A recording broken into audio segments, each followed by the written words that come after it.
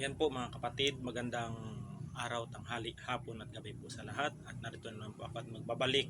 At meron akong itatopic sa inyo na napag-isip-isip ko na rin na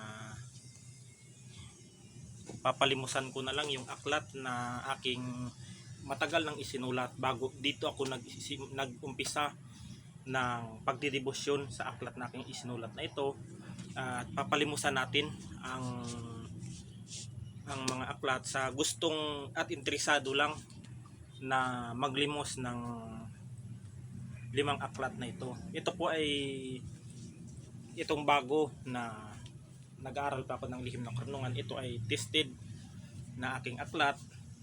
Ito yung pangalawa, ito yung pangatlo, ito yung pang-apat, ito yung panglima mga kapatid. At bibitawan ko na yung mga aklat ko sapagkat meron na ako mga pansariling debosyon na napag-isip-isip ko na rin sa mga interesado na mag-aral sa lihim na karunungan.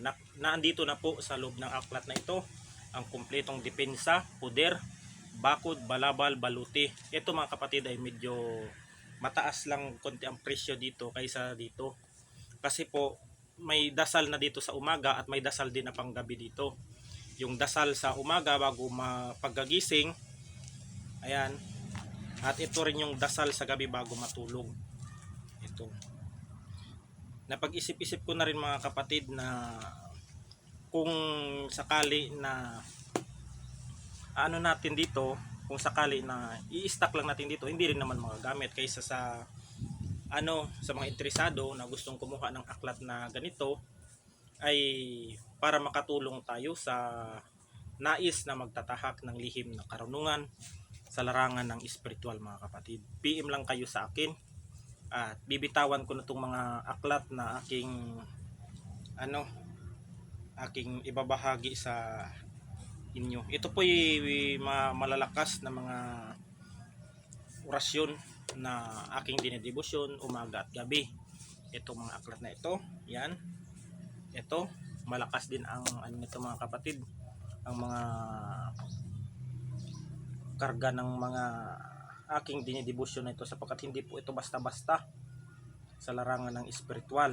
Yan, ito din po mga kapatid, ito ay dinedebosyon ko. Yan, dinedebosyon ko. Nadebosyonan ko to lahat sila. Itong 5 aklat na ito hanggang sa 2022, 2020, 21, 22, 23. 4 years na naka-stack dito to mga kapatid. At mayroong mga bago akong mga isinulat na na tinatago ko mga dasal na para sa akin.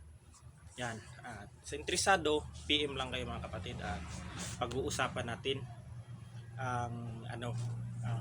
kung magkano ang limos sa aking aklat. Dahil sulat kamay ko po ito mga kapatid, hindi po ito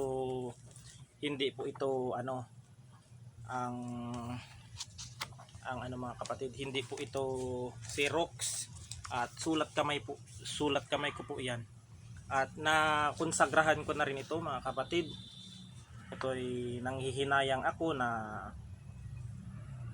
ilalabas tong mga aklat na ito, ngunit wala tayong magawa dahil para makatulong tayo sa mga taong nais magtahak na mag-aral ng lihim ng karunungan. At gamitin lamang po ninyo mga kapatid, kung sino man maglimos nito, ay gamitin ninyo sa mabuti.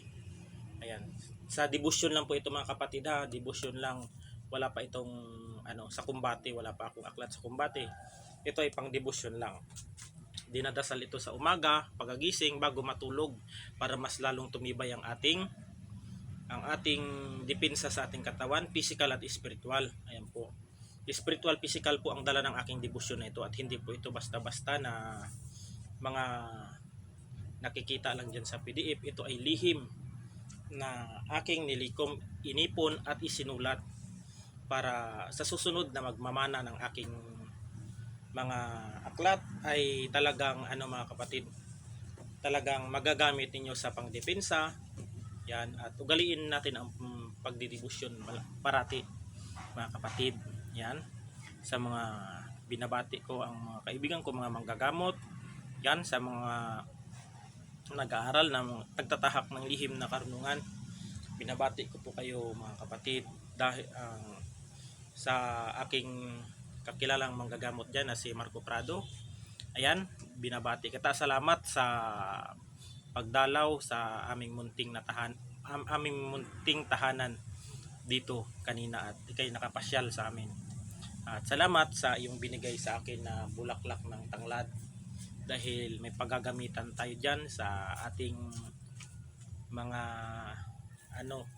sa mga taong nangangailangan ng pampaswerte sa negosyo. Yan. At natin yan, ipapamahagi natin at papalimusan natin yan, ang bulaklak ng tanglad na yan. Ayan. Hanggang dito na lamang po mga kapatid, at God bless us all.